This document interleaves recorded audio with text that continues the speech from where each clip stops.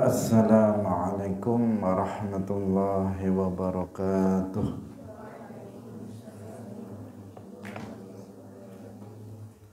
Alhamdulillahi rabbil alamin. Lahun ni'matu wa lahul fadlu wa lahul thana'ul hasan. Wassalawatullahil barrir rahim wal malaikatil muqarrabin ala sayyidina wa maulana Muhammadin wa ala alihi wa ashabihi at-tayyibin at-tahirin. Allahumma la sahla illa ma ja'altahu sahlan wa anta taj'alul hazna idza syi'ta sahla. Allahumma arzuqna al-ikhlasa fi niyyati wal qawli wal amal wa ba'du.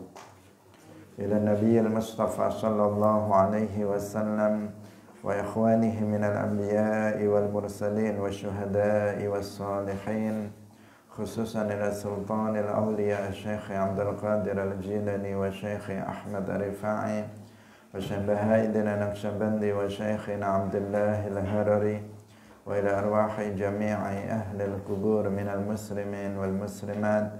Al-Fatihah. A'udzu billahi minasy syaithanir rajim. Bismillahirrahmanirrahim. Alhamdulillahi rabbil alamin. Ar-Rahmanir Rahim. Maliki yaumiddin. Iyyaka na'budu wa iyyaka nasta'in. Ihdinas siratal mustaqim. Siratal ladzina an'amta 'alaihim ghairil maghdubi 'alaihim waladdallin. Amin. Hadirin hadirat kaum muslimin muslimat, pemirsa Madu TV rahimakumullah. Alhamdulillah, kita bersyukur kepada Allah Subhanahu wa taala. Pagi hari ini Allah Subhanahu wa taala kembali menghendaki kita untuk bisa bertemu kembali melanjutkan pengajian tafsir Juz Amma. Semoga Allah Subhanahu wa taala memberikan ilmu yang manfaat, barokah fid dunya wal akhirah. Amin ya rabbal alamin. Salawat dan salam semoga tetap terlimpahkan kepada Nabi Agung Nabi Muhammad sallallahu alaihi wasallam, para sahabatnya, keluarganya, serta seluruh umat Islam yang mengikuti beliau ila yaumil qiyamah. Kita ikhlaskan niat kita masing-masing, kita ngaji lillahi ta'ala. Pagi hari ini kita membahas surah yang terakhir dari juz 30, yaitu suratun Nas. Bahkan juga surah terakhir dari Al-Quran berdasarkan tertib Al-Mushaf, urutan dari yang ada di dalam mushaf. Suratun Nas madaniyatun wa qila makkiyatun. Suratun Nas madaniyatun adalah surat madaniyah, diturunkan ba'dal hijrah. Wa qila makkiyatun, surah makkiyah diturunkan qablal hijrah. Wahia sittu ayatin, dan suratun Nas itu ada 6 ayat.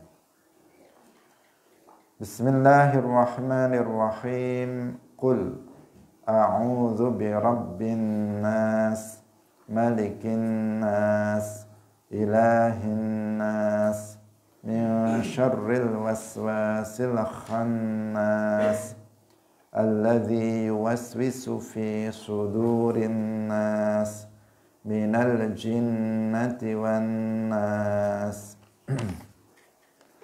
Qul ngucapo sapa sira ya Muhammadu Muhammad, a'udzu ay astajiru, nyuwun perlindungan sapa ingsun bi rabbin nasi, kelawan pangerane menungso, ay khaliqihim, tegese kang nitahaken annas, wa malikihim, lan kang miliki annas. Fa in qila, mongko lamun den ucapaken lima krana apa, khussa den khususaken sapa annasu menungsa, hahuna ing dalem kene panggonan, bi annahu kelawan sak temene Allah iku rabbuhum pangerane annas, wa huwa rabbu kulli syai, wa huwa lan utawi Allah iku rabbu kulli syai, pangerane saben-saben suwiji-wiji. Fal jawabu mangko utawi jawabane li annahu krana sak temene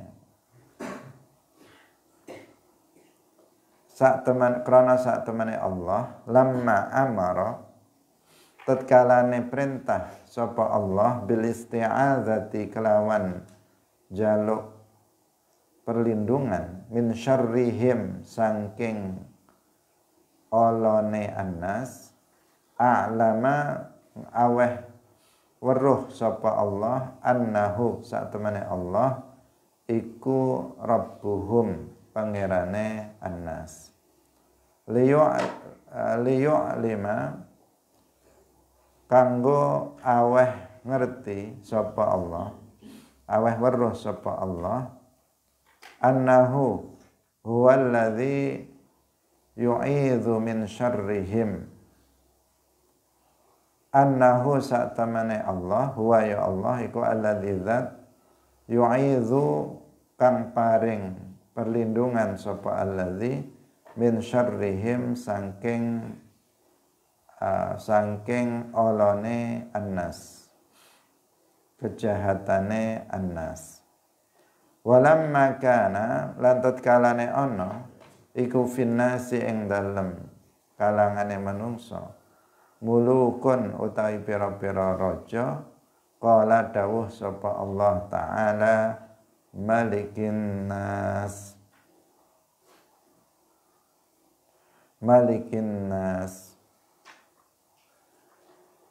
Walimalan krana barang kana ana iku fihim ing dalem annas man wong yu'badu kang den sembah, ya'budu kang nyembah sapa man ghairahu ing saliyane Allah. Qala ta'ala ilahin nas, walamma kana lan tatkalane ana iku fihim ing dalem annas man wong ya'budu kang nyembah ghairahu saliyane Allah, qala dawuh sapa Allah taala ilahin nas. Qala Ibnu Katsir, qala wasdawuh sapa Ibnu Katsir, hadhihi utawi iki iku salasu sifatin, telu pira-pira sifat, min sifatir rabbi saking pira-pira sifate pangeran azza wa jalla. Ar-rububiyyatu rupane sifat rububiyah, wal mulku lan sifat mulk, wal ilahiyatu lan sifat ketuhanan. Fahuwa mongko utai Allah iku rabbu kulli syai'in, rabbu kulli syai'in pangerane saben-saben suwiji-wiji, wa ilahuhu lan ya tuhane kulli syai', fa jami'ul asya'i mongko utawi sekabehane pira-pira perkara iku makhluqatun dan ciptaaken lahu ketuwe Allah, mamlukatun dan miliki. Fa amara mongko perintah sapa Allah al musta'idza ing wong kang njaluk perlindungan, ayata'adza ing yen to njaluk perlindungan sapa musta'id bil muttasaffi kelawan zat kang kasifatan bihadhihi sifati kelawan sifat-sifat iki min syarril waswasil khannas saking olone waswase syaitan. Hadirin rahimakumullah. Qul a'udzu birabbin nas, malikin nas, ilahin nas. Katakanlah wahai Muhammad, aku berlindung dengan Rabbin nas, malikin nas, ilahin nas. Di sini disebutkan tentang 3 sifat Allah Subhanahu wa ta'ala. Bahwasanya Allah Subhanahu wa ta'ala itu Rabbun Nas. Bahwasanya Allah Subhanahu wa ta'ala itu Malikun Nas. Bahwa Allah Subhanahu wa ta'ala itu Ilahun Nas.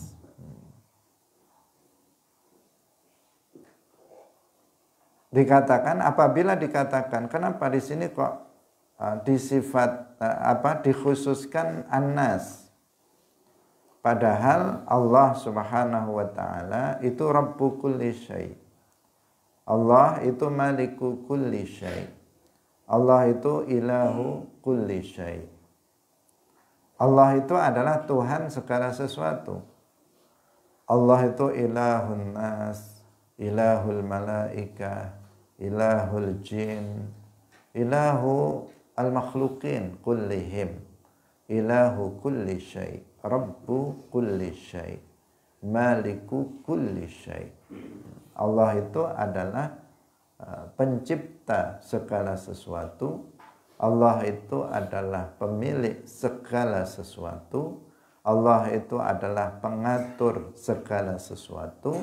Allah itu adalah Tuhan segala sesuatu. Tetapi dalam surah ini dikhususkan An-Nas, Rabbun Nas, Ilahun Nas, Malikin Nas. Dikatakan bi Rabbin Nas, Malikin Nas, Ilahin Nas. Jadi dikhususkan An-Nas, manusia, yang artinya itu manusia. Padahal Allah itu adalah Rabbu kulli syai', Maliku kulli syai', Ilahu kulli syai'. Kenapa? Jika ada pertanyaan semacam itu, bagaimana jawabannya? Fal jawabu li annahu lamma amara bil isti'adzati min syarrihim a'lama annahu rabbuhum liyu'lima annahu huwa alladhi yu'idhu min syarrihim. Karena ketika Allah Subhanahu wa ta'ala itu memerintahkan agar manusia itu meminta perlindungan dari kejahatan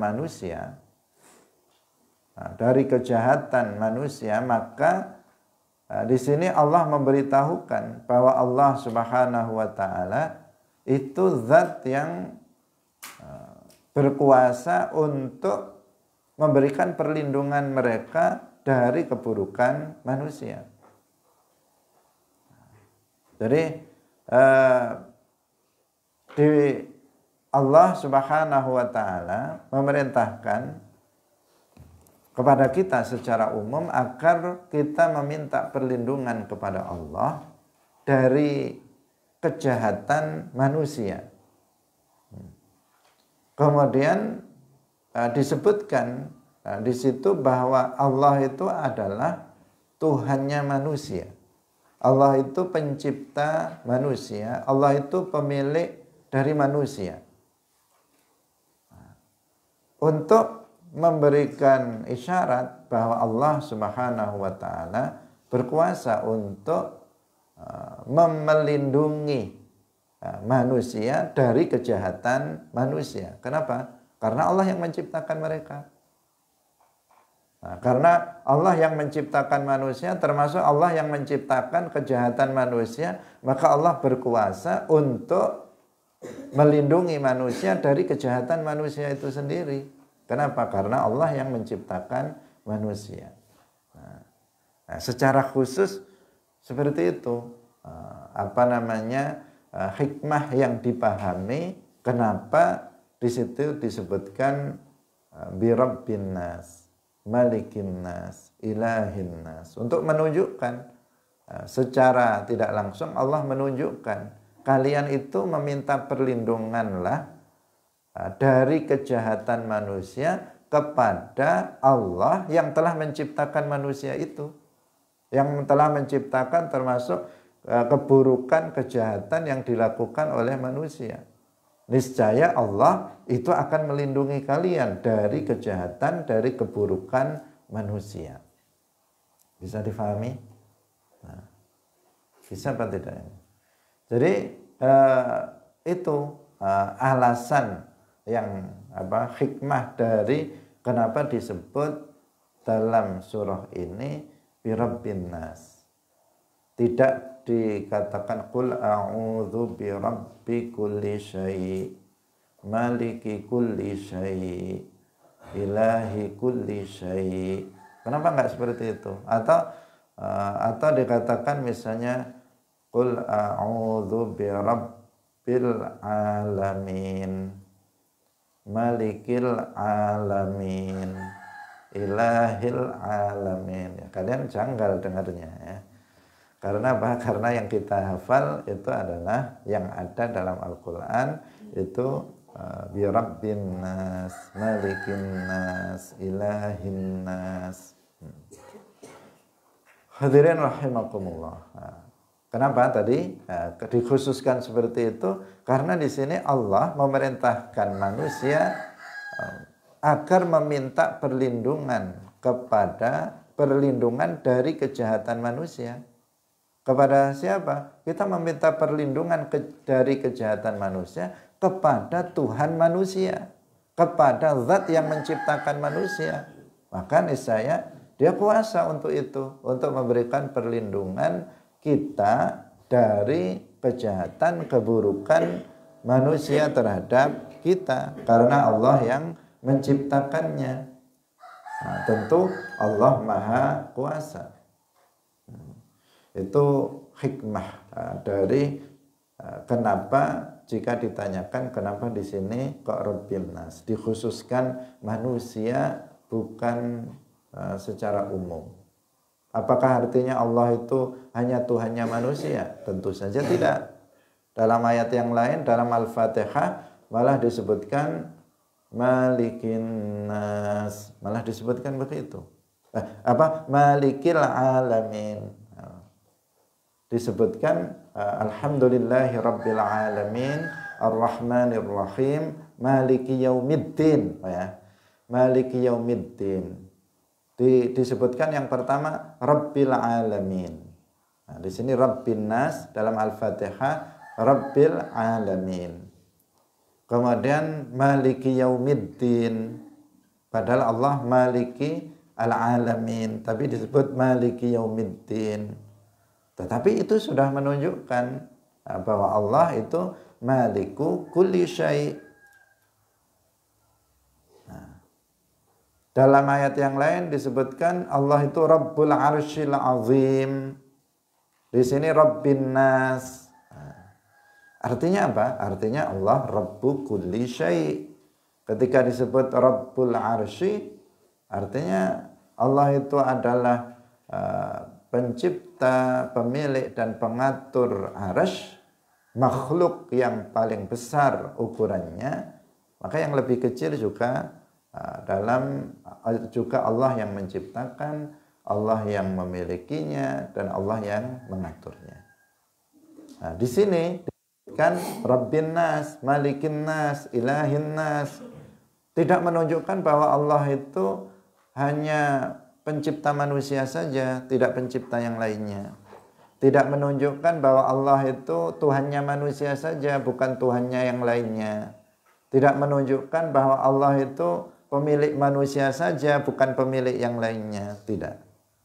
Tetapi tadi sudah dijelaskan, karena ayat-ayat Al-Quran itu tidak saling bertentangan satu dengan yang lainnya. Pengkhususan ini untuk menunjukkan bahwa Allah itu memberitahukan kepada kita bahwa Allah itu maha kuasa untuk memberikan perlindungan manusia dari bahaya manusia, dari bahaya kejahatan manusia, karena Allah yang menciptakan manusia.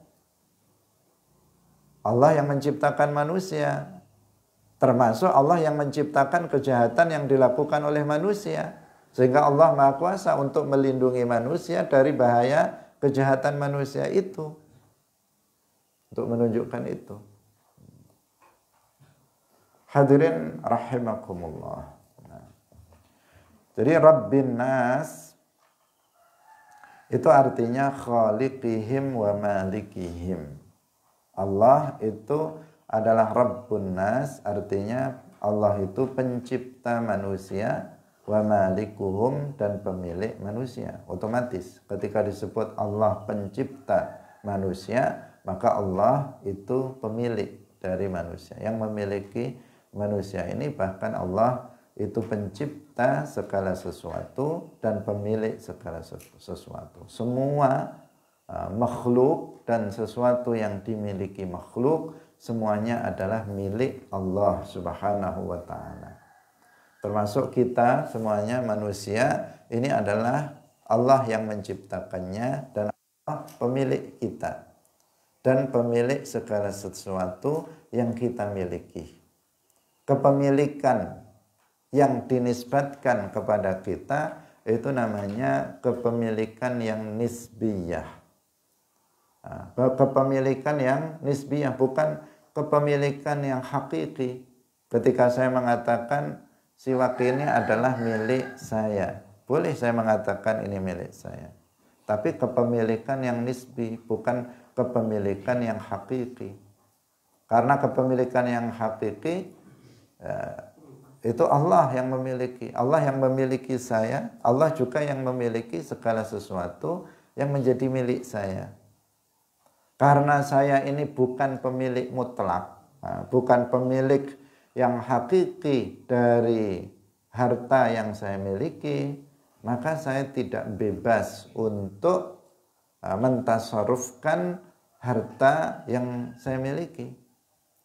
Saya punya uang misalnya 1 miliar misalnya, itu adalah uang milik saya. Karena saya dan uang yang saya miliki itu adalah milik Allah, saya bukan pemilik hakiki dari harta 1 miliar itu, maka saya tidak secara bebas untuk bisa membelanjakan uang itu. Ada aturannya.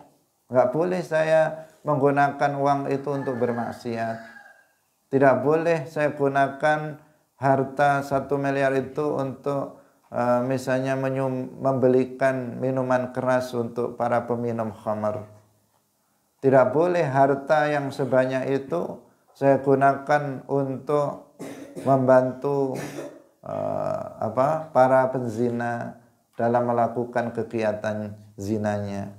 Tidak boleh, ada aturannya. Ada aturannya.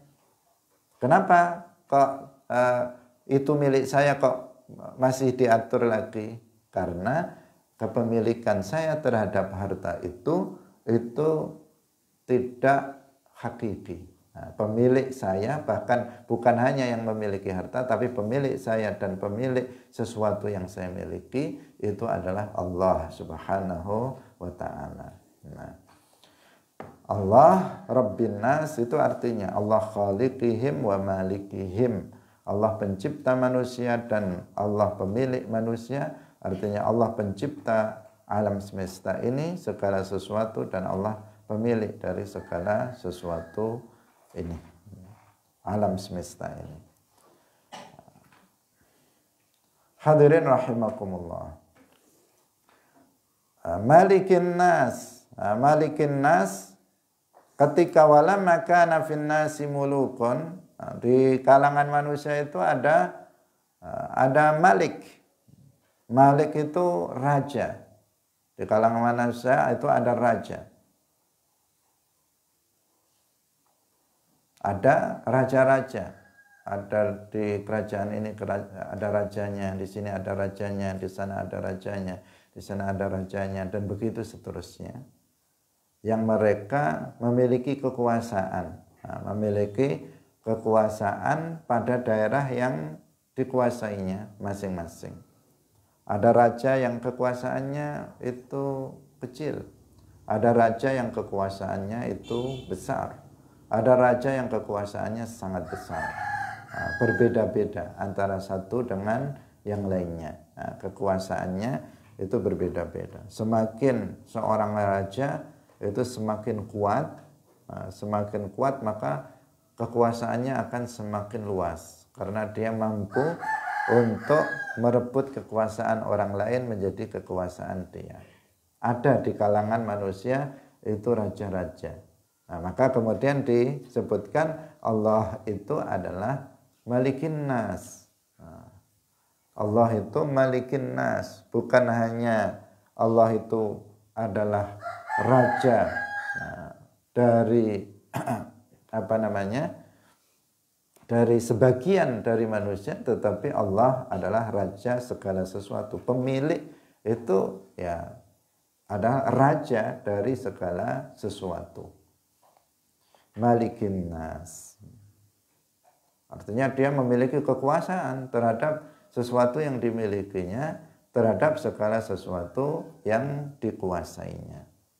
Dan bahkan Allah bukan hanya Malikin Nas, tapi Malik kulli syai'.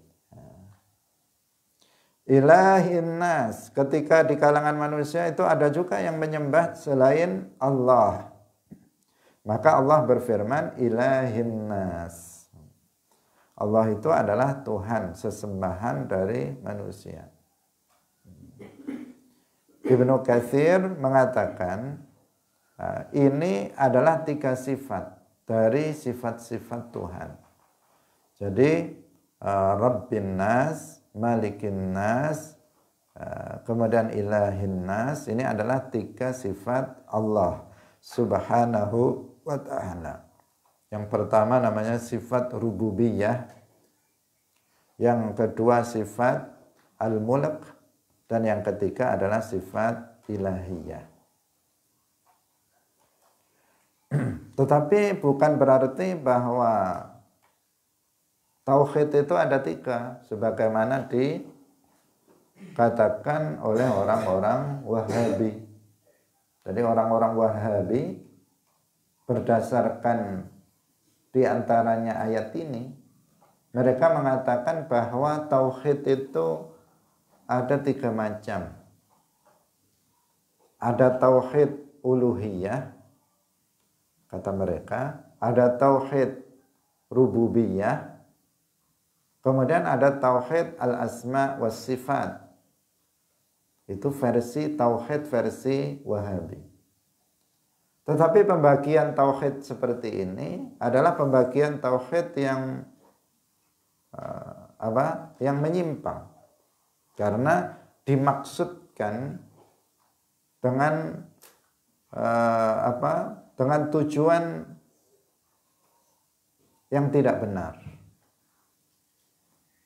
Secara teori dan makna itu seakan-akan ini benar, seakan-akan ini benar. Sehingga jarang sekali yang tahu bahwa pembagian tauhid menjadi 3, uluhiyah, rububiyah, dan al-asma wa sifat itu menyimpang. Karena dimaknai oleh mereka bahwa uluhiyah itu artinya meyakini bahwasanya Allah Subhanahu wa ta'ala satu-satunya zat yang berhak untuk disembah. Dari makna ini benar atau salah? Benar, bahwa memang Allah Subhanahu wa ta'ala itu adalah satu-satunya zat yang berhak untuk disembah. Segala sesuatu selain Allah itu tidak berhak untuk disembah. Itu makna dari tauhid uluhiyah. Sedangkan tauhid rububiyah itu artinya menurut mereka adalah meyakini bahwasanya Allah Subhanahu wa taala itu pencipta, pemilik dan pengatur alam semesta ini. Allah adalah pencipta alam semesta, pemilik alam semesta dan pengatur alam semesta ini. Benar atau salah makna ini, keyakinan ini? Keyakinan ini juga benar, bahwa memang Allah Subhanahu wa taala itu pencipta alam semesta, pemilik dan pengatur alam semesta ini. Tidak ada masalah dari sisi makna dasarnya. Kemudian yang ketiga ada al-asma was sifat. Itu maknanya meyakini bahwasanya Allah Subhanahu wa taala itu memiliki nama-nama dan memiliki sifat-sifat. Itu juga tidak bertentangan dengan akidah ahli sunnah wal jamaah. Secara teoritis itu tidak ada masalah. Sehingga meskipun pembagian tauhid ini itu sudah diajarkan di Indonesia bahkan bertahun-tahun lamanya dalam kurikulum di sekolah-sekolah, akidah akhlak itu sudah disebut semua. Ada pembagian tauhid menjadi 3, uluhiyah, rububiyah, al-asma was sifat. Jarang ada yang tahu kalau itu pembagian tauhid yang menyimpang. Bahwa pembagian tauhid seperti itu nggak dilakukan oleh Nabi, tidak ada dalam Al-Quran, tidak disebutkan oleh para ulama ahlus sunnah wal jamaah. Jarang yang mengetahui karena apa? Secara sekilas nggak ada masalah dari sisi makna. Uluhiyah artinya Allah adalah satu-satunya zat yang berhak untuk disembah. Rububiyah artinya meyakini bahwa Allah adalah pencipta, pemilik dan pengatur alam semesta ini. Al-asma was sifat artinya meyakini Allah memiliki asma, memiliki nama-nama dan memiliki sifat-sifat. Nah, di sini nggak ada masalah dari sisi makna ini. Lalu masalahnya di mana? Masalahnya adalah pada penjelasan berikutnya. Kalau di buku-buku di sekolah, lanjutan itu nggak dikemukakan. Tetapi kalau kita membaca kitab-kitab Wahabi, maka kita akan tahu maksud dari pembagian tauhid menjadi 3 itu. Apa maksudnya? Apa tujuan Ibnu Taimiyah dan orang-orang Wahabi membagi tauhid menjadi 3 ini? Ternyata tujuannya adalah mengkafirkan umat Islam dan menganggap orang kafir itu bertauhid. Nah, menganggap orang kafir itu bertauhid, kemudian mengkafirkan umat Islam. Itu hasil akhir dari pembagian tauhid ini. Mereka mengatakan Abu Jahal dan Abu Lahab itu tauhidnya lebih. Hal Abu Lahab itu juga meyakini Allah itu sebagai pencipta. Orang-orang kafir itu kalau ditanya siapa Tuhan alam semesta ini, mereka mengatakan Allah, kata mereka. Dan itu menunjukkan bahwa mereka itu, orang-orang kafir itu, mereka juga bertauhid rububiyah. Jadi mereka menganggap orang kafir itu bertauhid. Padahal tauhid sama syirik itu adalah sesuatu yang bertolak belakang. Seakan-akan mereka mengatakan ada sebagian orang itu berstatus langsung 2, yaitu mukmin musyrik, muwahhid musyrik. Ada yang kayak begitu. Hadirin rahimakumullah. Itu untuk rububiyah. Kesimpulannya begitu. Kesimpulannya apa? Orang kafir, penyembah berhala itu bertauhid. tapi tauhidnya cuman rububiyah saja. Mereka tidak bertauhid uluhiyah dan tidak bertauhid asma was sifat. Nah, kesimpulan dari tauhid uluhiyah apa? Mereka mengatakan kesimpulan dari tauhid uluhiyah adalah bahwa orang-orang yang bertawassul dengan nabi, wali, itu mereka tidak bertauhid uluhiyah. Orang-orang yang beristighasah dengan nabi atau wali, orang-orang yang bertabarruk dengan nabi atau wali, mereka itu adalah bukan orang-orang yang bertauhid ilahiyah, uluhiyah. Kenapa? Karena mereka masih beribadah kepada selain Allah. Karena menurut mereka tawassul dengan nabi itu artinya ibadah kepada nabi. Tabarruk dengan nabi artinya ibadah kepada nabi. Istighasah dengan nabi artinya ibadah kepada nabi.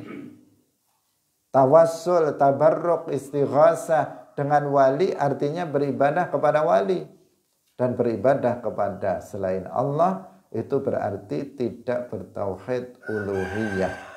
Nah, karena tauhid uluhiyah artinya beribadah hanya kepada Allah. Sementara orang yang tawassul, tabarruk, istighasah, menurut mereka orang Wahabi ini beribadah kepada selain Allah, yaitu beribadah kepada para wali dan beribadah kepada para nabi. Bahaya kan? Menurut mereka kita ini yang tawassulan, yang mengkafirkan umat Islam. Itu tujuannya. Al-asma was sifat. Apa maksud al-asma was sifat? Mereka mengatakan ada tauhid al-asma was sifat. Tujuannya mengkafirkan Asy'ariyah, Maturidiyah, mayoritas umat Islam yang mentakwilkan ayat-ayat sifat mutasyabihat. Itu tujuannya. Padahal mayoritas umat Islam itu Asy'ariyah, Maturidiyah, mereka mentakwil ayat-ayat sifat mutasyabihat yang makna zahirnya itu bertentangan dengan makna ayat muhkamat. Ar-Rahmanu 'alal arsy istawa. Istawa artinya bukan semayam, bukan duduk, tetapi artinya Allah itu menguasai arsy. Allah itu menjaga arsy. Kita mentakwilkannya. Yadullahi fawqa aydihim. Yadullah artinya ahdullah. Wa yabqa wajhu rabbika. Wajhu rabbika ay dzatu rabbika, bukan muka. Kita takwilkan ayat-ayat itu. Kemudian datang orang Wahabi, mereka mengatakan bahwa kita itu kafir dengan sebab itu. Katanya kita nggak beriman dengan sifat istiwanya Allah. Katanya kita nggak beriman dengan wajhullah, dengan adanya sifat wajhullah. Katanya kita ini tidak beriman dengan sifat yadullah, tidak beriman dengan sifat ainullah dan seterusnya. Padahal itu ada dalam Al-Quran. Katanya kita mengingkari Al-Quran. Itu ada dalam Al-Quran. Katanya kita nggak beriman dengannya. Itu tujuannya. Mengkafirkan siapa? Mereka yang mentakwilkan ayat-ayat sifat mutasyabihat. Jadi ujungnya pembagian tauhid ini adalah takfir syumuli. Mengkafirkan semua para nabi dan para wali. Mayoritas seperti itu. Para ulamanya semuanya seperti itu. Para ulama ahli sunnah wal jamaah semua bertawassul, beristighasah, bertabarruk dengan nabi dan wali. Semua ahli sunnah wal jamaah tidak ada yang mengambil makna zahir dari ayat-ayat sifat mutasyabihat yang mengindikasikan Allah serupa dengan makhluknya. Semuanya mentakwil. Meskipun dalam hal mentakwilnya ada yang mentakwilkannya secara ijmali, yaitu tidak memaknainya dengan makna zahir tetapi tanpa menyebutkan makna tertentu. Itu namanya takwil ijmali. Hanya mengatakan amantu bima jaa'a 'anillahi ala muradillah. Aku beriman dengan apa yang datang dari Allah, ada dalam Al-Quran, sesuai dengan apa yang dikehendaki oleh Allah. Ar-Rahmanu 'alal arsy istawa, istawa kama akhbar, bila kaif. Allah istawa, sebagaimana Allah beritahukan dalam Al-Quran. Tapi maknanya apa? Bukan sifat makhluk. Apa bukan sifat makhluk? Allahu a'lam. Allah yang tahu. Tapi yang jelas bukan duduk, yang jelas bukan menetap, yang jelas bukan bersemayam. Nah, itu namanya apa? Takwil ijmali. Sebagian mentakwilnya secara tafsili dengan mengatakan Ar-Rahmanu 'alal arsy istawa ay qahara. Sebagian diartikan istawa ay hafidha. Sebagian memaknainya istawa ay abqa. Nah, dengan menentukan makna tertentu yang disebut dengan takwil tafsili. Para ulama ahlu sunnah semua mentakwil ayat-ayat mutasyabihat yang makna zahirnya bertentangan dengan tauhid, yang bertentangan dengan ayat muhkamat. Nah, berarti kalau mereka mengkafirkan orang yang mentakwil, maka mengkafirkan semua umat Islam. Maka harus diwaspadai. Ada tujuan tertentu, ada udang di balik batu, ada tujuan tertentu dalam membagi tauhid menjadi 3, uluhiyah, rububiyah, dan asma wa sifat, yaitu mengkafirkan umat Islam.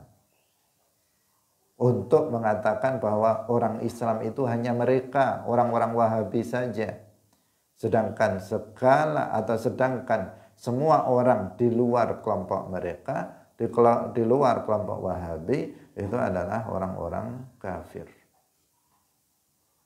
Maka jangan ikut-ikut kita untuk mengatakan bahwa tauhid itu ada 3, yang masing-masing dari ketiganya itu tidak cukup, hanya satu, kemudian yang lain tidak. Banyak sekali dalil yang menunjukkan itu. Ilah itu adalah Rabb, Rabb itu adalah ilah.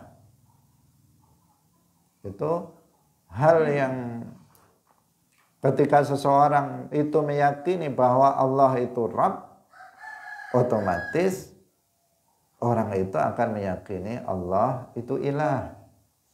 Ketika seseorang meyakini Allah itu ilah, pasti dia meyakini Allah itu Rabb. Kenapa kita menyembah hanya kepada Allah?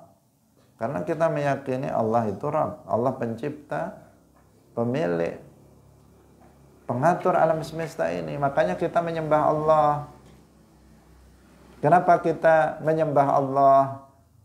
Karena kita meyakini Allah adalah pencipta alam semesta ini. Jadi karena itulah maka di dalam kubur itu yang ditanyakan man rabbuka. Man rabbuka. Ditanya itu tidak ditanya man rabbuka, kemudian ditanya lagi man ilahuka. Kenapa Rabb sama ilah itu sama? Ketika di alam arwah, ruh dikumpulkan, Allah berfirman kepada arwah, alastu birabbikum. Alastu birabbikum. Ini sudah mencukupi, karena Rabb itu ilah, ilah itu adalah Rabb. Tidak dibeda-bedakan satu dengan yang lainnya. Kita Ahlus Sunnah wal Jamaah tidak membagi tauhid menjadi 3, uluhiyah, rububiyah, al-asma was sifat. Hadirin rahimakumullah. Tetapi ketika al-uluhiyah atau al-ilahiyah, kemudian al-rububiyah, al-mulkiyah itu adalah sifat Allah. Itu adalah sifat Allah Subhanahu wa ta'ala. Bahwa Allah Subhanahu wa ta'ala itu Rabbu kulli syai', Allah itu Maliku kulli syai', Allah itu Ilahu kulli syai'. Itu adalah sifat. Memang kita meyakini itu. Kita meyakini itu. Kita meyakini, umat Islam semuanya meyakini bahwa Allah adalah pencipta segala sesuatu, pengatur alam segala sesuatu, pemilik segala sesuatu, Allah yang menguasai segala sesuatu, Allah Subhanahu wa ta'ala satu-satunya zat yang berhak untuk disembah. Itu keyakinan kita semuanya. Ini kalau kita membahas tentang masalah ini maka akan sangat panjang lebar terkait dengan bantahan atau rad terhadap Wahabi yang membagi tauhid menjadi 3. Akan sangat panjang lebar pembahasannya. Tetapi intinya apa? Pembagian tersebut pembagian yang batil, yang bertujuan Allah ilahu kulli syai'. Artinya fajami'ul asya' makhluqatun lahu mamlukatun. Semua segala sesuatu itu adalah ciptaan Allah dan dimiliki oleh Allah Subhanahu wa ta'ala. Allah itu sebagai pemiliknya. Fa'amara al-musta'idha ayyata'awadha, maka Allah memerintahkan kepada orang yang meminta perlindungan agar meminta perlindungan kepada Allah, zat yang bersifatan dengan 3 sifat ini. Dari apa? Min syarril waswasil khannas. Min syarril waswasi wa huwa lan utawi al waswasi ku asyaitanu syaiton. Al khannas ay alladzi tegese kang yuwaswisu kang aweh waswas sapa alladzi fis suduri ing dalem pira-pira ati. Fa idza dzukira mongko tatkalane den sebutaken Allahu khanasa, Allahu ta'ala Allah iku khanasa ay kaffa wa aqsara, tegese nyegah sapa Allah. Qala az-zajjaju al-waswas huna ing dalem mangkene panggonan iku dzul waswas kang duweni waswas. Alladzi yuwaswisu fi sudurin nas, as-suduru utawi as-sudur ha huna ing dalem kene panggonan iku al-qulubu pira-pira ati. Wa qala lan wasdawuh sapa Ibnu Abbas, asyaitanu utawi syaitan iku jathimun, iku jathimun kang manggon ala qalbi bani Adam ing atase atine anak Adam manungsa. Fa idza saha maka tatkalane lalai wa ghafala lan lalai sapa Ibnu Adam waswasa mongko aweh utawa gawe waswas sapa syaitan.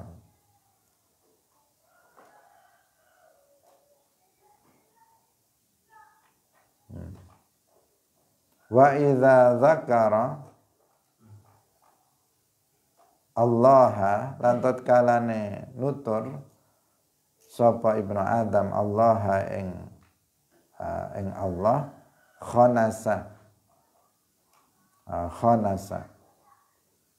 az-zikrul haqiqiyyu utawi zikir kang hakiki alladzi kang yastasyiru bihil qalbu, yastasyiru kang aweh kang nuprih rasa bihi kelawan alladzi apa al-qalbu ati al-ikhlasa ing ikhlas lillahi ta'ala. Idza fa'alahu tatkalane nglakoni ing az-zikrul haqiqi sapa al-abdu kaula yakufu mongko nyegah anhu saking Ibnu Adam asyaitana ing syaiton. Laisa ora ana apa azzikrul haqiqi iku mujarrada an yaqul sekedar yanto ngucap sapa Ibnu Adam Allahu Akbar aw la ilaha illallah utawa la ilaha illallah wa qalbuhu lan utawi atine Ibnu Adam iku ghafilun kang lalai. Lau zakara lamun zikir sapa wong nutur sapa wong bilisane kelawan lisan. Bal apa itu ya zallu. Insyaallah besok kita jelaskan tentang makna dari firman Allah min syarril waswasil khannas alladzi yuwaswisu fi sudurin nas.